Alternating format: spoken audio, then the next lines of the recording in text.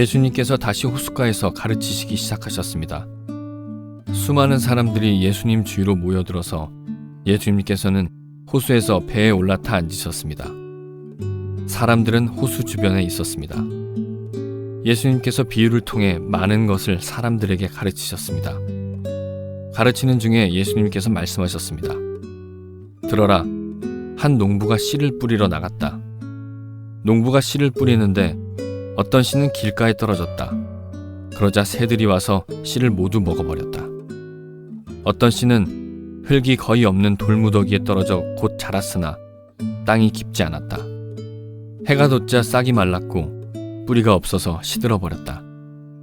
또 다른 씨는 가시덤불 속에 떨어졌다. 가시가 자라서 싹이 자라지 못하게 했기 때문에 싹은 열매를 맺지 못했다. 또 다른 씨는 좋은 땅에 떨어졌다. 싹이 나고 자라서 열매를 맺어 어떤 것은 30배, 어떤 것은 60배, 어떤 것은 100배의 열매를 맺었다. 예수님께서 들을 귀 있는 자여 들어라 하고 말씀하셨습니다. 예수님께서 혼자 계실 때 12 제자들과 예수님 주변에 있는 사람들이 이 비유에 대해서 여쭈었습니다. 예수님께서 말씀하셨습니다. 너희에게는 하나님 나라의 비밀을 알 수 있게 하였지만 밖에 있는 사람들에게는 모든 것이 비유로 주어진다. 이는 그들이 보기는 보아도 알지 못하고 듣기는 들어도 깨닫지 못하게 하여 돌이켜 용서받지 못하게 하기 위함이다. 예수님께서 사람들에게 말씀하셨습니다. 너희가 이 비유를 이해하지 못하느냐? 그렇다면 어떻게 다른 모든 비유를 이해하겠느냐? 농부는 말씀을 뿌린다. 길가에 말씀이 떨어졌다는 것은 하나님의 말씀을 들었으나 곧 사탄이 와서 그 뿌려진 말씀을 빼앗는 사람을 말한다. 돌무더기에 씨가 떨어졌다는 것은 말씀을 들을 때 기쁨으로 즉시 받아들이지만 속에 뿌리가 없어 오래가지 못하고 말씀 때문에 환난이나 박해가 일어나면 곧 넘어지는 사람이다. 가시덤불에 씨가 떨어졌다는 것은 말씀을 듣지만 세상의 염려와 재물에 대한 유혹과 그 밖의 여러 가지 욕심이 말씀을 가로막아서 열매를 맺지 못하는 사람이다. 좋은 땅에 씨가 떨어졌다는 것은 말씀을 듣고 받아들여 30배, 60배, 100배의 열매를 맺는 사람이다. 네, 고맙습니다. 우리 가슴에 손을 얹고 우리 믿음을 고백하고 함께 말씀을 듣도록 하겠습니다. 제가 먼저 고백하겠습니다. 하나님은 나를 사랑하십니다. 나는 그 사랑 안에 있습니다. 하나님은 오늘 나에게 말씀하실 것입니다. 그 말씀에 능력이 있습니다. 그 말씀에 생명이 있습니다. 나의 마음을 하나님께 열겠습니다. 나의 생각을 예수님께 집중하겠습니다. 들은 만큼 변합니다. 들은 만큼 행복해집니다. 오늘 저희가 함께 나누는 말씀은 씨 뿌리는 비유라고 하는 말씀인데 성경에서 가장 유명한 말씀 중에 하나가 아닌가 싶습니다. 예수님께서 비유를 통해서 하늘나라에 대한 설명을 해주신 내용입니다. 사실 비유에 의한 설명은 유대인들에게는 아주 일상적인 매우 흔한 교육 방식 중에 하나였습니다. 유대 랍비들은 그들이 가르친 것을 밝히 자세하게 설명해 주기 위해서 비유를 사용하고 했는데 우리 주님도 비유를 사용해서 말씀을 전해주시곤 했습니다. 그러나 유대인들이 비유를 사용하는 것과 주님께서 비유를 사용하는 것은 근본적인 차이가 있었습니다. 유대인들은 땅의 것을 비유를 통해 하늘의 사건을 설명하려고 했지만 하나님은, 우리 주님은 하늘의 사건을 땅의 비유를 통해 사람들이 이해할 수 있도록 설명해 주신 겁니다. 이를 가만히 한번 생각해 보시기를 바랍니다. 우리가 어떻게 하나님의 사건, 하늘의 사건을 다 이해하겠습니까? 그래서 하늘의 사건을 땅의 비유를 통해서 우리가 이해할 수 있도록 설명해 주신 것이니까 이런 비유에 대한 말씀은 참 고마운 겁니다. 하나님의 은혜이고 또 우리 마음을 기억하시고 생각하시는 섬세한 주님의 손길이기도 합니다. 오늘 말씀을 나눌 때 이런 주의 손길이 우리 가운데 경험되어지는 축복이 있기를 바랍니다. 오늘 말씀의 내용은 이렇게 전개가 됩니다. 예수님께서 갈릴리 호숫가에서 말씀을 가르치고 계셨습니다. 언제나처럼 많은 사람이 몰려들었고 주님은 말씀을 잘 가르치기 위해서 호숫가에 있는 배에 올라타셨습니다. 그리고 배를 약간 이렇게 호수 쪽 안쪽으로 띄우셨겠죠. 그리고 거기에 앉으셔서 말씀을 전하게 됐고요. 사람들은 호수 바깥에 있는 육지에 쭉 앉아서 말씀을 들었습니다. 아마도 호수에서 육지로 불어가는 바람이 예수께서 하신 말씀을 사람들의 귀에 날라다 주었을 겁니다. 예수님은 여러 가지 비유를 통해서 하나님 나라에 대한 설명을 하셨고요. 그중에 우리가 묵상하려고 하는 오늘 본문은 씨 뿌리는 비유에 대한 말씀인데, 이 말씀은 마태복음, 마가복음, 누가복음에 공이 나오는 비유의 말씀입니다. 내용은 이렇습니다. 씨를 뿌리는 자가 나가서 씨를 뿌렸는데 그 씨 중에 어떤 씨는 길가에 떨어졌고, 또 어떤 씨는 돌밭에 떨어지기도 했고, 또 어떤 씨는 가시떨기와 같은 밭에 떨어지기도 했고, 또 어떤 씨는 좋은 밭에 떨어지기도 했습니다. 그럼 이 씨가 어떻게 됐습니까? 길가에 떨어진 씨는 새들이 와서 먹어버렸습니다. 그리고 돌밭에 떨어진 씨는 싹이 났으나 해가 돋아서 내리쬐자 곧 말라버렸습니다. 흙이 깊지 않았기 때문에 뿌리가 없어서 해가 내리쬐자 말라버린 겁니다. 가시떨기에 떨어진 씨는 어떻게 됐는가? 가시가 햇빛을 막아서 결실할 수 없게 됐습니다. 자랄 수가 없게 된 겁니다. 그러나 좋은 땅에 떨어진 씨는 자라서 무성하여졌고 30배, 60배, 100배의 결실을 거뒀다. 이렇게 주께서 말씀하시면서 뭐라고 덧붙이셨냐 하면은 들을 게 있는 자는 들을지어다 그랬습니다. 자, 이렇게 말씀이 끝나고 난 다음에 대부분의 사람들은 각자의 자리로 돌아갔습니다. 그러나 하나님의 말씀은 여기서 끝나지 않았지요. 대부분의 사람들은 각자의 자리로 돌아가고 난 뒤에 소수의 사람만 주님 옆에 함께 있었는데, 성경은 이때 주님의 상태를 뭐라고 설명하시냐면은 주께서 홀로 계셨었다 이렇게 설명을 합니다. 주께서 홀로 계실 때 그 주변에 있었던 소수의 사람들이 있었는데, 이들은 누구냐면은 12 제자를 비롯한 소수의 제자들이었습니다. 대부분의 사람들은 다 가고 났는데 이 소수의 사람들이 주님께 가서 질문을 하게 된 겁니다. 아까 하셨던 비유가 무슨 뜻입니까? 이렇게 질문을 했겠지요. 그래서 주님께서 이제 설명을 하시면서 이렇게 말씀을 시작하셨습니다. 11절과 12절 말씀을 같이 한번 읽어보려고 합니다. 읽겠습니다. 시작. 예수님께서 말씀하셨습니다. 너희에게는 하나님 나라의 비밀을 알 수 있게 하였지만 밖에 있는 사람들에게는 모든 것이 비유로 주어진다. 이는 그들이 보기는 보아도 알지 못하고 듣기는 들어도 깨닫지 못하게 하여 돌이켜 용서받지 못하게 하기 위함이다. 사실 좀 놀랍기도 하고 당황스럽기도 한 말씀을 주님께서 하십니다. 주님 말씀하시기를 하나님 나라를 비유로 설명하신 이유는 그 말씀을 듣고 깨닫지 못하게 하려는 사람들이 있기 때문이다 이렇게 말씀을 하세요. 왜 당황스럽냐 하면은 우리가 알기로는 주님은 모든 사람이 주의 말씀을 듣고 구원에 이르기를 원하시는 분이신데, 갑자기 말씀을 들어도 깨닫지 못하게 하는 사람들이 있다라고 얘기를 하고 있으니까 조금 당황스럽지요. 그러면서 그들을 바깥에 있는 사람들이 이렇게 설명을 하세요. 이러고 난 다음에 이제 그 제자들에게 씨 뿌리는 비유에 대한 설명을 보다 더 자세하게 해 주십니다. 그 설명은 이렇습니다. 씨는 하나님의 말씀이다. 그리고 씨를 뿌리는 농부는 예수님이다. 그리고 씨가 뿌려지는 밭은 하나님의 말씀을 받아들이는 사람들의 마음을 이야기하는 것이다. 마음밭을 이야기하는 것이다. 이렇게 설명하시면서 똑같은 씨앗이 뿌려지지만은 밭의 상태에 따라서, 마음의 상태에 따라서 그 씨앗이 열매를 맺기도 하고 열매를 맺지 않기도 한단다. 이렇게 이제 설명을 해 주십니다. 이러면서 밭의 상태에 대해서 하나하나 설명을 합니다. 먼저 길가와 같은 마음은 말씀을 들어도 금방 사단이 말씀을 빼앗아가 버리는 마음이다.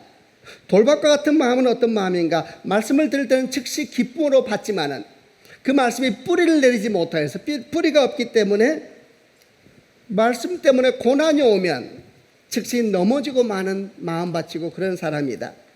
가시떨기 같은 마음은 어떤 마음인가? 씨가 뿌려지지만은 세상의 염려와 재리에 대한 유혹이 그 씨를 덮어버려서 씨가 하늘의 영양분을 받지 못하기 때문에 자라 결실하지 못하게 될 것이다. 좋은 땅과 같은 마음은 어떻게 되느냐? 씨가 뿌려지면 받고 그리고 듣고 받아들이는 마음인데, 이건 자라 번성하게 되어서 30배, 60배, 100배의 결실을 맺을 것이다 라고 설명하시면서 이 씨 뿌리는 비유에 대한 말씀은 다 마무리가 됩니다. 이 말씀을 통해서 오늘 우리가 묵상하려고 하는 몇 가지 교훈을 함께 들어보려고 합니다. 첫 번째 교훈은 하나님의 말씀을 듣는다 하더라도 그 말씀을 깨닫는 사람이 있는가 하면 깨닫지 못하는 사람도 있다라는 교훈입니다. 여러분, 하나님의 말씀이 똑같이 주어진다 하더라도 그 말씀을 깨닫는 사람이 있는가 하면 그 말씀을 깨닫지 못하는 사람도 있다 그랬습니다. 많은 사람이 함께 주의 말씀을 들었습니다. 그리고 대부분의 사람은 다 돌아가고 난 다음에 소수의 사람들이 주님 옆에 남았을 때에 그 소수의 사람들이 주님에게 그 비유에 대해서 질문했다 그랬습니다. 그때 주님께서 말씀하시기를, 이렇게 비유로 말씀한 이유는 하나님 나라의 비밀을 깨닫지 못하게 하려는 사람이 있기 때문에 이렇게 말씀하시면서 그들이 바깥에 있는 사람이다, 이런 비유를, 이런 설명을 하신 적이 있었습니다. 여러분, 성경을 보니까 주님께서 똑같이 말씀을 던지지만 바깥에 있는 사람들은 말씀을 깨닫지 못한다 그랬습니다. 바깥에 있는 사람이 누구겠습니까? 은혜 바깥에 있는 사람이고 구원 바깥에 있는 사람이죠. 그럼 반대로 너희들은, 이렇게 말했는데 너희들은 누구인가? 안에 있는 사람들이죠. 은혜 안에 있는 사람들, 구원 안에 있는 사람들, 이렇게 구별하시면서 말씀을 똑같이 듣지만 깨닫는 사람이 있고 깨닫지 못하는 사람이 있다, 이렇게 설명하고 있습니다. 그럼 이 둘의 차이는 도대체 어떤 차이고, 이 둘은 구체적으로 누구를 말하는가? 먼저 안에 있는 사람들은 누구인가? 설명 그대로이죠. 지금 정황을 한번 생각하시길 바랍니다. 이 안에 있는 사람은 누굽니까? 예수님 주변에서 예수에게 와서 들었던 말씀을 질문하고 있는 소수의 사람들이죠. 그럼 바깥에 있는 사람들은 누구인가? 그들도 똑같이 말씀을 들었던 사람입니다. 그러나 지금 그들은 어디에 있는가? 그 말씀을 듣고 다시 자기 삶의 자리로 돌아가서 이전처럼 여전히 그냥 살고 있는 대다수의 무리이죠. 이 둘의 차이는 뭔가? 공통점은 둘 다 말씀을 들었다는 것입니다. 둘 다 주의 말씀을 들었지만은 대다수의 사람들은 말씀을 듣고 원래의 자리로 그냥 돌아가 버립니다. 그리고 언제나 살았던 것처럼 똑같이 인생을 삽니다. 그러나 그 중에 일부의 소수의 사람들은 말씀을 듣고 떠나지 않고 주 옆에 머물고 있다가 너무 궁금했던 것 같습니다. 말씀 때문에 질문이 생기기 시작하고, 말씀 때문에 고민이 되기 시작하고, 말씀 때문에 마음 가운데 불편함이 생기기 시작하고, 아마 이런 마음의 요동함이 있었던 것 같습니다. 그러니까 주님에게 와서 이 말씀이 무슨 뜻입니까? 이렇게 묻고 있는 것이죠. 이것이 바로 둘의 차이입니다. 여기서 우리가 배워야 될 중요한 교훈은 뭐겠습니까? 말씀을 듣는 데서 끝나지 말고 그 말씀을 붙잡고 씨름하고 마침내 주께 나아가는 사람이 되어야 된다는 교훈이죠. 우선 여러분, 이런 축복이 우리 가운데 있기를 주님의 이름으로 축복합니다. 여러분, 말씀을 듣는 데서 끝나면 안 됩니다. 듣는 자가 복된 것이 아니고 그 말씀 때문에 고민하고, 그 말씀 때문에 마음이 불편해하고, 그 말씀 때문에 진지해지기 시작하고, 그 말씀 때문에 주 앞에 묵상하기 시작하고, 마침내 주 앞에 다시 나와서 주께 물을 때 어떤 일이 생기게 되는가? 그때 말씀은 풀어지는 것입니다. 오늘 성경에 말한 것처럼 그때 말씀이 풀어지는 것입니다. 이게 뭡니까? 이게 기도이지요. 이게 묵상이고, 이게 말씀을 붙들고 살아가는 삶을 의미하는 것입니다. 이렇게 묵상을 하다 보면은 지금 우리가 하고 있는 주일 설교는 어떤 모임과 비슷할까? 주일 설교는 대중들에게 하신 주님의 가르침과 비슷하다 생각이 들었습니다. 지금 여러분에게 저는 주일 말씀을 전하고 있습니다. 사실 이 모습이 갈릴리 호숫가에서 배 위에 타면서 수많은 대중에게 말씀을 전하셨던 주님의 모습과 비슷합니다. 이제 말씀을 이렇게 전하고 난 다음에 여러분은 다시 크게 두 부류로 나누어지겠지요. 오늘 말씀에 의하면은 대부분의 사람들은 그 말씀을 들었지만 다시 자기 자리로 돌아갑니다. 그러나 소수의 사람들은 다시 자리로 돌아가지만 사실인 그들은 돌아가지 못합니다. 마음 가운데 말씀 때문에 고민이 시작되고, 말씀 때문에 기도가 시작되고, 말씀 때문에 묵상이 시작되고, 그리고 그 말씀 때문에 씨름하게 되는 그런 소수의 사람들이 남게 될 것입니다. 여러분 축복합니다. 소수의 사람 가운데 여러분이 발견되어지는 축복이 있기를 바랍니다. 이런 말씀을 듣고 고민하고 묵상하는 사람들을 생각하다 보니까 사도행전 17장에 나오는 베레아 사람들이 생각이 났습니다. 사도행전 17장 11절에 이런 말씀이 있습니다. 베레아에 있는 사람들은 데살로니가 있는 사람보다 더 너그러워서 간절한 마음으로 말씀을 받고 이것이 그러한가 하여 날마다 성경을 상고하였다 그랬습니다. 말씀을 간절한 마음으로 들을 뿐만 아니라 정말 이 말씀이 무슨 뜻일까? 이 말씀이 정말 의미하는 바가 뭘까? 고민하면서 말씀을 펴고 날마다 상고했다 그랬습니다. 부정적인 의미의 접근이 아니라 긍정적인 질문들. 이 말씀이 도대체 무슨 뜻일까? 말씀을 생각하고 또 생각하는 모습을 보여주고 있는 것입니다. 여러분, 이것이 하나님의 말씀을 깨닫는 무리 중에 있는 사람들의 모습입니다. 시편 119편 103절에 이런 말씀이 있습니다. 주의 말씀이 내게 어찌 그리 단지요 내 입에 꿀보다 더 다니이다. 할렐루야. 주의 말씀이 내게 어찌 그리 단지요 내 입에 꿀보다 더 답니다. 아멘. 여러분 이런 고백이 우리 가운데 있기를 바랍니다. 우리가 주일날 이렇게 말씀을 와서 듣습니다. 저는 목사이기 때문에 설교를 준비합니다. 저는 설교를 하면서 설교를 듣는 사람이지요. 여러분 말씀은 정말 꿀보다 단 것입니다. 아멘이지요. 이런 고백과 이런 경험이 우리 가운데 있어야 되는 것입니다. 어떻게 그것이 가능한 일일까요? 다수의 사람이 아니라 소수의 무리 가운데 속해야 되는 것입니다. 말씀을 붙잡고 고민하는 소수의 무리들, 그 가운데 속해 있는 자의 고백이 이런 고백인 것입니다. 주의 말씀이 어찌 그리 단지요 내 입에 꿀보다 더 단이이다. 시편 1편에 복 있는 사람에 대한 말씀은 이렇게 시작되고 있습니다. 복 있는 사람은 악인들의 꾀를 쫓지 아니하며 죄인들의 길에 서지 아니하며 오만한 자의 자리에 앉지 아니하고 오직 여호와 율법을 즐거워하여 그 율법을 주야로 묵상하는 자로다. 오직 여호와 율법을 즐거워하여 그 율법을 주야로 묵상하는 자로다. 그는 시냇가에 심은 나무가 시절을 쫓아 과실을 맺으며 그 잎사귀가 마르지 아니함 같으니 그 행사가 다 형통하리로다. 악인은 그렇지 않으며 오직 바람이 나는 겨와 같도다. 그랬습니다. 복 있는 사람이 어떤 사람입니까? 소수에 속한 사람이 복 있는 것입니다. 그는 어떤 사람입니까? 악인들의 꾀를 쫓지 아니하며 죄인들의 길에 서지 아니하며 오만한 자리에 자리에 앉지 아니하고 오직 여호와 율법을 즐거워하여 그 율법을 주야로 묵상하는 자로다. 저는 시냇가에 심은 나무가 시절을 쫓아 과실을 맺으며 그 잎사귀가 마르지 아니함 같으니 그 행사가 다 형통하리로다. 악인은 그렇지 않으며 오직 바람이 나는 겨와 같도다. 여러분 다시 한번 축복합니다. 수많은 사람의 말씀을 들었습니다. 주 예수의 말씀을 직접 들었습니다. 그러나 대부분의 사람들은 자기 자리로 그냥 돌아가서 이전처럼 여전히 살았습니다. 그러나 소수의 사람들이 있었습니다. 그들은 주 앞에 머물러 있었고 성경의 기록에 의하면 주께서 홀로 있을 때에 아마 조용히 주님께 다가가서 물었던 것 같습니다. 주여, 도대체 아까 하신 말씀이 무슨 뜻입니까? 이해할 수가 없습니다.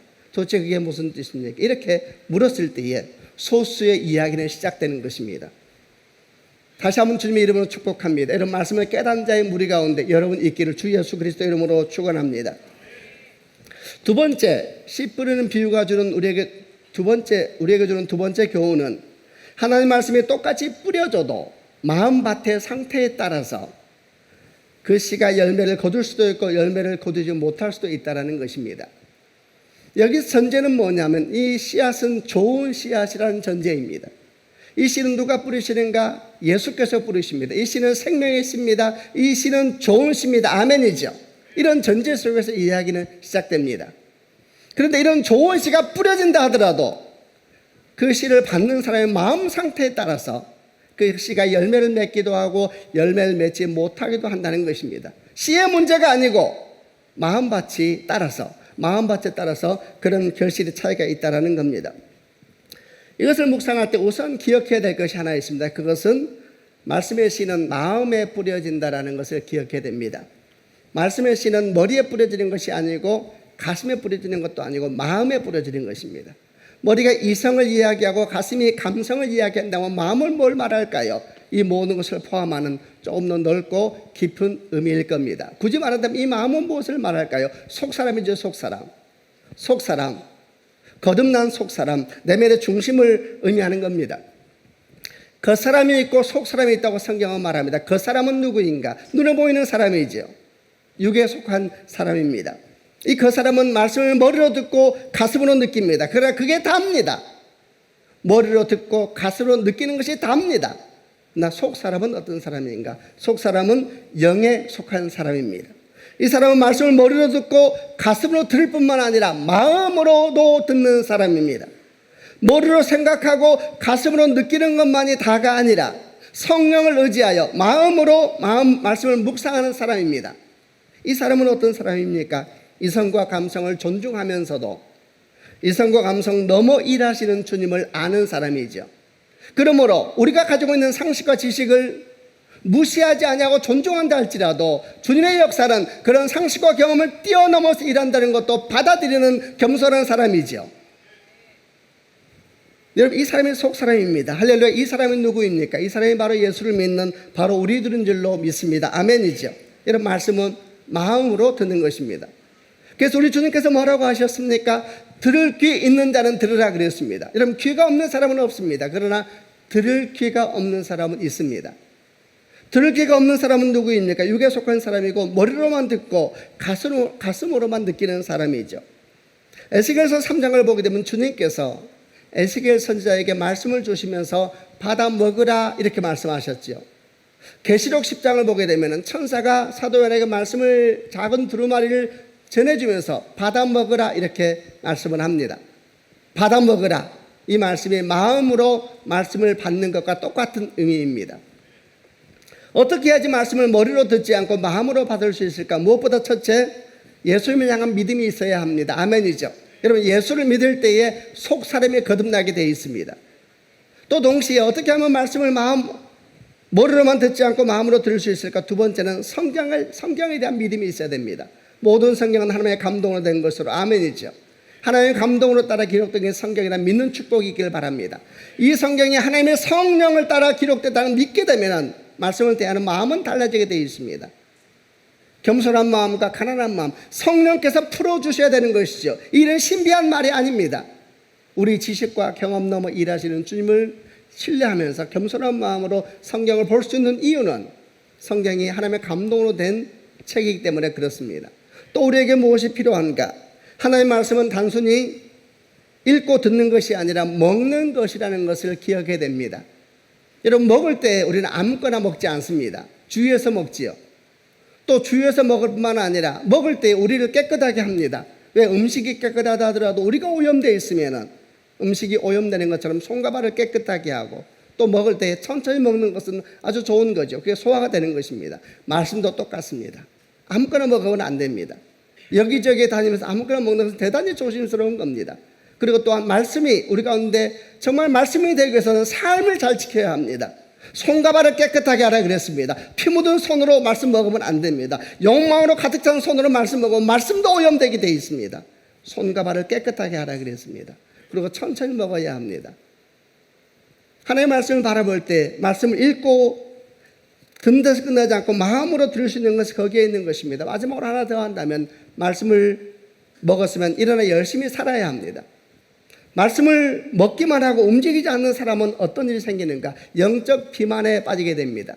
영적 비만은 어떤 증세가 있는가? 영적 비만을 가진 사람의 증세는 비판하고 정죄할 때 탁월한 능력을 보인다는 것이죠. 여러분, 그런 인생이 되면 안 되는 겁니다. 먹기만 하고 열심히 말씀을 따라 살지 않는 사람은 영적 비만에 걸리게 되어 있고, 그 사람은 자기도 모르는 사이에 비판하고 정죄하는 자리에 있게 되는 겁니다. 하나님의 말씀은 누군가를 비판하고 정죄하라고 주신 말씀이 아니라 예수를 믿어 구원에 이르게 하고, 그리고 선한 분별력으로 이 세상에서 그리스도인답게 살아가기 위해서 우리에게 주신 것입니다. 아멘이죠. 자, 이런 논리들, 이런 흐름 속에서 우리가 지금 무엇을 묵상하고 있냐 하면은 마음으로 말씀을 받는 것이다, 이 부분을 묵상했지요. 이렇게 하나님의 말씀은 머리로 듣는 것이 아니라 마음으로 듣는 것이라는 걸 받아들이는 상태에서 그 다음 중요한 것이 뭐냐면 이 마음의 상태가 중요한 겁니다. 말씀은 마음으로 받는다 그랬지요. 마음, 그 다음에 중요한 마음의 상태가 중요합니다.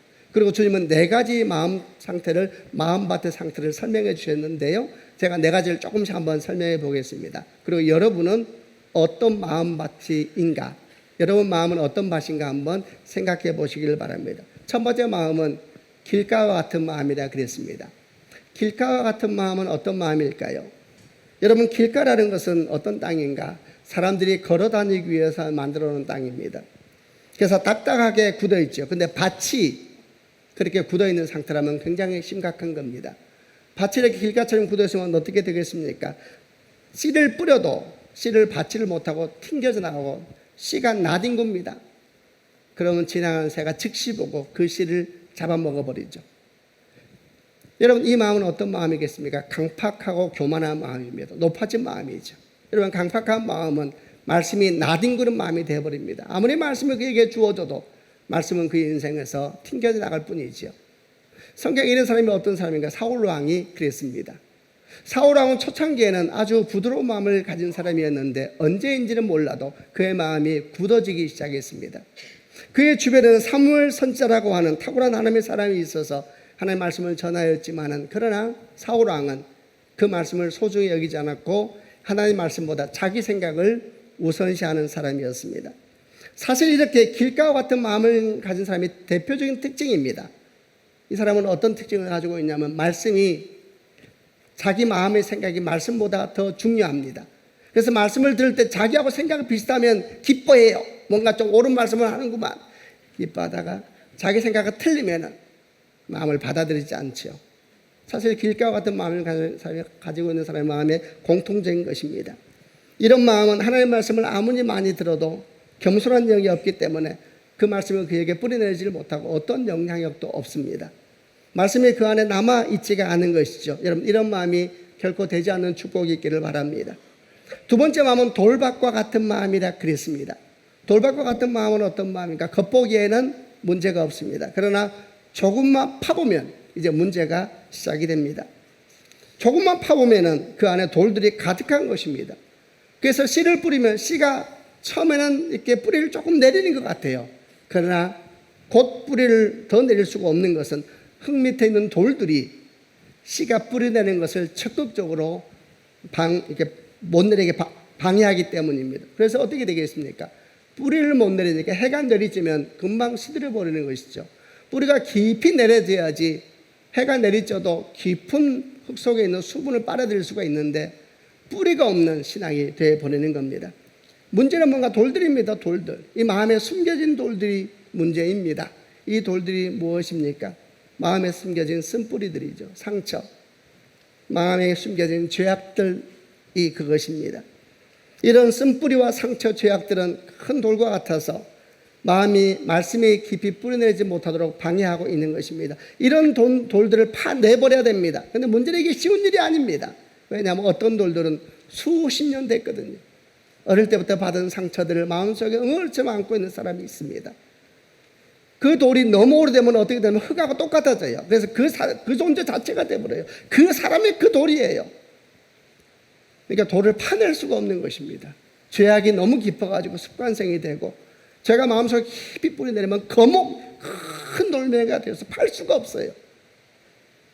이런 상황이 되니까 이 마음속에 있는 돌이 많은 사람이 얼마나 주님 만나기가 어려운지 모릅니다. 여러분 주변을 보십시오. 이런 사람이 얼마나 많습니까? 어릴 때 받았던 상처 때문에 교회에 대한 상처, 목회자에 대한 상처, 주변 사람들에 대한 상처, 부모에 대한 상처, 온갖 상처 때문에 마음속에 큰 응어리를 지고 있고 그것이 거대한 바위가 되어서 말씀이 들어올 때마다 뿌리내리지 못하게 하고 방해하고 있는 것입니다.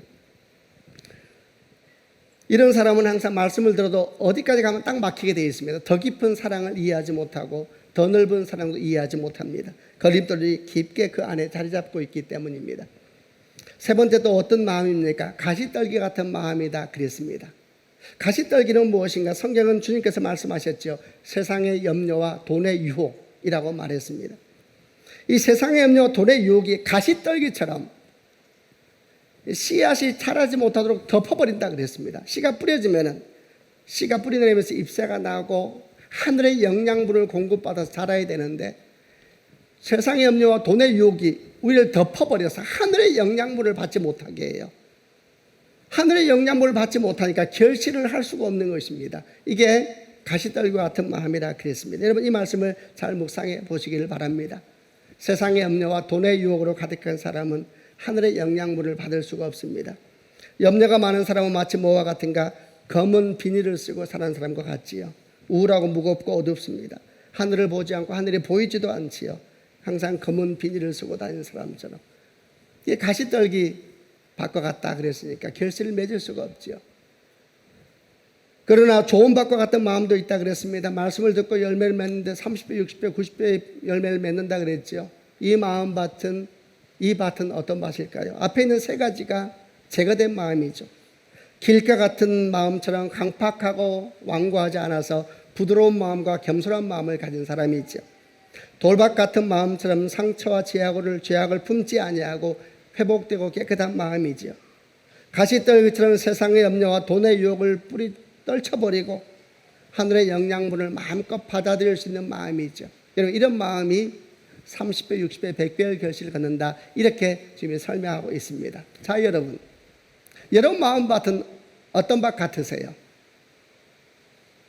여러분 마음밭은 길가, 돌밭, 가시떨기 좋은 밭 중에서 어떤 밭 같습니까?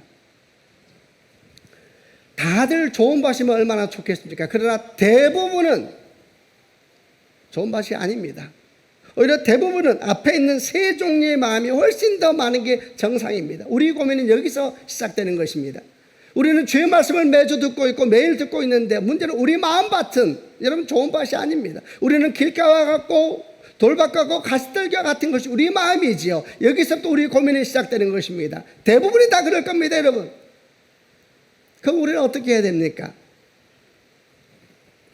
이렇게 고민하다 보면은 한 가지 진지한 질문을 하게 됩니다. 이렇게 마음밭이 중요하다면은, 근데 내 마음밭이 이렇게 엉망이라면은 어떤 질문을 하게 되냐면은, 내 마음밭을 가꾸는 책임은 누구에게 있는 것일까요? 여러분, 우리 마음밭을 가꾸는 책임은 누구에게 있는 것일까요? 나에게 있는 것일까요? 언뜻 보기엔 그런 것 같아요. 나에게, 내 마음이니까 나에게 있는 것 같죠. 그러나 여러분, 내 마음을 내가 가꿀 수 있나요? 내가 그런 능력이 있습니까, 여러분? 강팍한 성격이 문제라면, 완고한 성격이 문제라면, 여러분이 오늘부터 마음을 잡고 내가 부드러운 성격으로 바꾸리라. 바꿔지나요? 마음이 심겨진 상처와 죄악들, 수십 년 된 쓴뿌리들의 문제라면 내가 오늘 이후로 그 쓴뿌리를 다 뽑아버리라. 여러분이 뽑아지나요? 죄악과 상처가 하루아침에 없어지나요? 분노가 없어지나요? 마음의 염려와 돈의 유혹이 문제라면 오늘 이후로 마음의 염려 안 하겠다. 돈 유혹 난 필요 없다. 되나요? 더 염려가 시작되죠. 그게 또 안 되니까 염려가 또 시작돼요. 여러분, 염려 없는 사람이 어디 있습니까? 돈의 유혹에 빠지지 않는 사람이 또 어디 있겠습니까? 여러분, 우리 마음이지만 우리 마음대로 되지 않는 것이죠. 그게 납니다. 그럼 도대체 어떻게 하라는 이야기입니까? 오늘 본문에 우리에게 주는 메시지는 뭡니까? 우리 마음을 우리가 관리할 수 없는데, 내 마음이지만 내 마음대로 안 되는데, 내 마음밭에 관리 책임을 마치 나에게 물으시는 것처럼 이렇게 말씀을 주면 우리가 어떻게 하란 말입니까? 오늘 분명히 말씀은 우리에게 마음밭에 대한 책임이 우리에게 있는 것처럼 말씀하셨잖아요. 그분은 잘 뿌리고 계시니 마치 우리에게 마음밭에 관리 책임이 있는 것처럼 말씀하고 있는데, 또 구약을 보게 되면 하나님께서 호세아 선지에게 이런 말씀을 하셨죠. 유명한 말씀이죠. 호세아 10장 12절 말씀에 지금은 여호와를 찾을 묵은 땅을 기경하라. 그러나 아까 말했듯이 그게 됩니까? 나는 능력이 없는데 나는 도대체 어떻게 하라는 이야기인가? 여러분, 제가 지금 여러분에게 말한 이 내용, 나는 능력이 없는데 나보고 도대체 어떻게 하라는 이야기냐? 여러분, 만약에 이런 마음 가운데 이런 저와 같은 마음과 질문이 있다면 이게 중요한 것입니다. 만약에 이런 마음 가운데 내 마음에 심각한 문제가 있습니다. 주님, 내 마음에 심각한 문제가 있고 내가 제거할 수 없는 욕망과 욕심이 가득 차 있고 내 안에는 내 나이만큼 거대한 바위들이 내 인생을 덮고 있습니다. 내 마음에 심각한 문제가 있습니다. 그런데 주님, 제가 내 마음에 있는 돌들 제가 걷어낼 수가 없습니다. 욕망을 걷어낼 수가 없습니다. 내가 어떻게 할 수가 없습니다. 주님, 만약 이런 마음이 여러분 가운데 있다면 여러분, 이게 중요한 겁니다. 왜냐하면 그런 마음은 여러분 안에 있는 사람만 가지는 마음이거든요. 만약에 우리가 그런 마음이 있다면 이미 우리는 안에 있는 사람입니다. 아멘이시죠? 지금 우리는 대화가 되고 있나요? 그런 고민이 있다면 이미 우리는 안에 있는 사람입니다. 안에 있는 사람. 주님께서 처음에 이 말씀하시면서 뭐라고 말씀하셨어요? 바깥에 있는 사람들이 있다 그랬어요. 그들은 고민 안 합니다. 그들은 고민 안 합니다. 어이구, 그런 밭이 있었네. 그리고 돌아가지요. 그러나 만약에 성도 여러분, 여러분 마음 가운데 지금 제 마음처럼 어떻게 합니까, 주님? 나는 어떻게 합니까, 주님?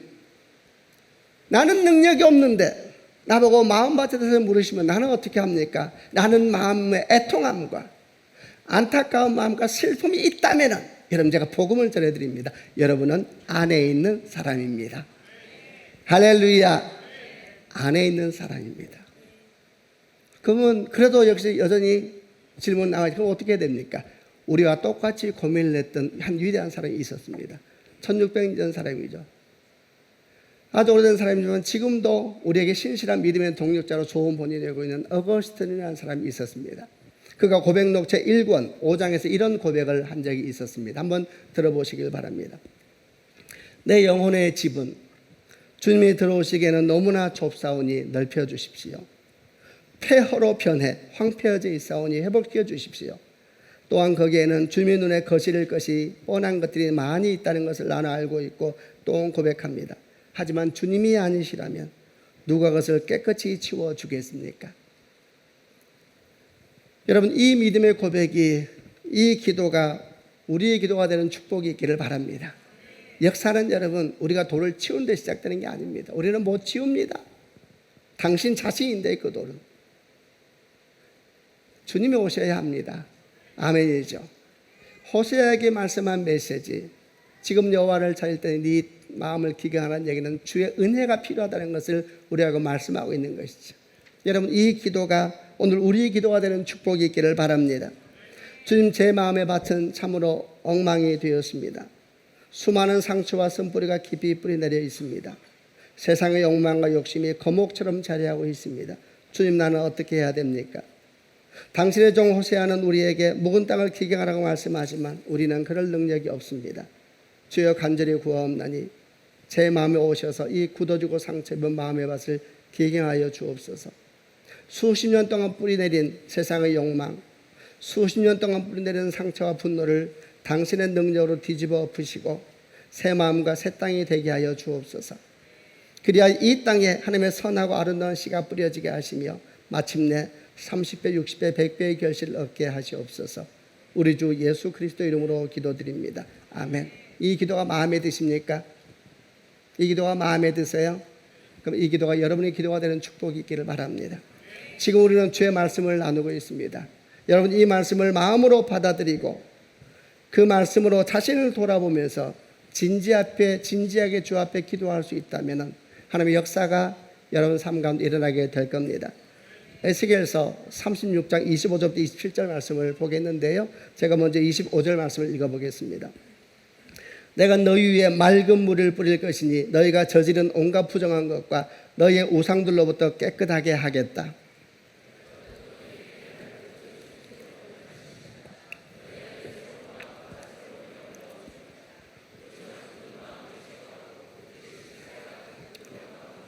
너희 안에 내 영을 두어 내 법을 잘 지키도록 하겠다. 한번 가슴에 손을 얹어 보시길 바랍니다. 제게 말씀을 그대로 선포할 테인데 제가 다 읽고 나면 아멘으로 받는 축복이 있기를 바랍니다. 주님의 말씀이십니다. 내가 너희 안에 맑은 물을 뿌릴 것이니 너희가 저지른 온갖 부정한 것과 너희의 우상들로부터 깨끗하게 하겠다. 내가 또 너희에게 나를 온전히 섬기는 법을 가르쳐 주겠다. 너희 안에 새로운 마음과 새로운 영을 넣어 주겠다. 돌처럼 굳은 마음을 제거하고 그 대신 살과 같은 부드러운 마음을 줄 것이다. 너희 안에 내 영을 두어 내 법을 잘 지키도록 하겠다. 아멘. 이 말씀이 성령으로 말미암아 여러분 가운데 이루어지는 것을 믿는 축복이 있기를 바랍니다. 여러분, 씨 뿌리는 비유의 이야기는 사실 우리를 향한 절망이요 주님을 향한 소망을 이야기하는 것입니다. 우리는 선한 마음이 없습니다, 여러분. 그러나 주의 성령께서 우리 가운데 오셔서 우리 마음을 이미 기경하셨습니다. 아멘이죠. 주께 선한 일을 시작하셨습니다. 마침내 주 예수의 날에 이루게 될 줄로 믿습니다. 마음을 기경하는 분은 하나님이십니다. 그 우리는 아무 책임이 없는가? 그렇지 않습니다. 이제 우리는 그 마음밭을 관리한 일 가운데 선한 사역자로 부름을 받았습니다. 우리는 하나님의 동역자입니다. 깨어있어서 마음을 잘 관리하고 날마다 주 앞에 기도하고 주의 은총을 구하며 나아갈 때에 하나님께서 놀라운 결실로 놀라운 은총으로 우리 가운데 덧입혀 주실 줄로 믿습니다. 축복이 있을지어다. 기도하겠습니다.